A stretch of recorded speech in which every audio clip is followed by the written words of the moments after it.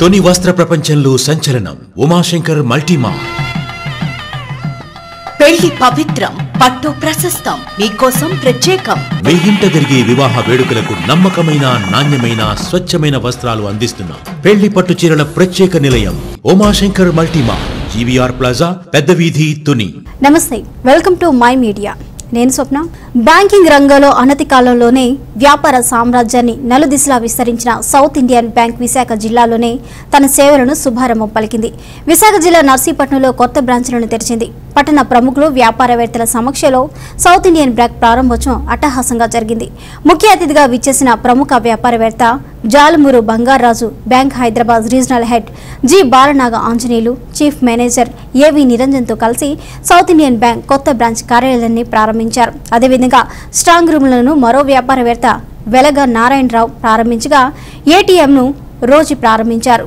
పూసల సోమేశ్వరరావు, మునుకోటి కృష్ణ జ్యోతి ప్రసరణ గావించారు. ఈ కార్యక్రమంలో బ్రాంచ్ మేనేజర్ కిరణ్ కుమార్ రెడ్డి, రాయప్ప, సూతపల్లి అప్పలరాజు తదితరులు పాల్గొన్నారు. నూతన శాఖ ప్రారంభోత్సవం చేయడం మాకు చాలా సంతోషంగా ఉంది. సౌత్ ఇండియన్ బ్యాంక్ గురించి మొదటిగా మీకు పరిచయం చేసేందుకు, ఈ బ్యాంకు 1929లో ప్రారంభించబడిందండి. త్రిశూర్, కేరళ రాష్ట్రంలో కేవలం ఒక 22 మంది ఒక ఔత్సాహికులు, మనీ లెండర్స్, అంటే కొంతమంది ఎక్కువ వడ్డీ వ్యాపారస్తులకి కొంచెం వాళ్ళకి కన్నా ప్రజలకి మరింత మేలు చేయడం కొరకు మొట్టమొదటిగా 22 మంది కలిసి ఔత్సాహికులు ప్రారంభించబడినది.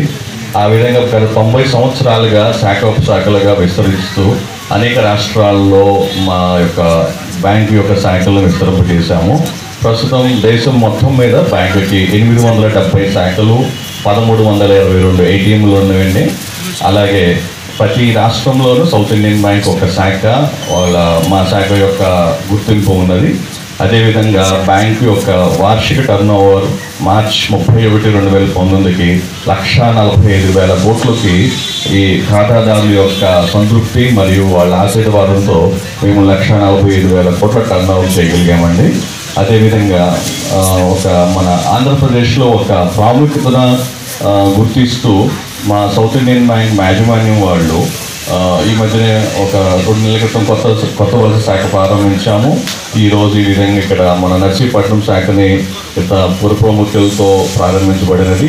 అదేవిధంగా త్వరలో మాకు ఇంకా విజయనగరం, భీమవరం, తణుకు, ఒంగోలు ఇంకొక 4 బ్రాంచులకి ప్రారంభించడానికి అనుమతి ఇచ్చబడినది.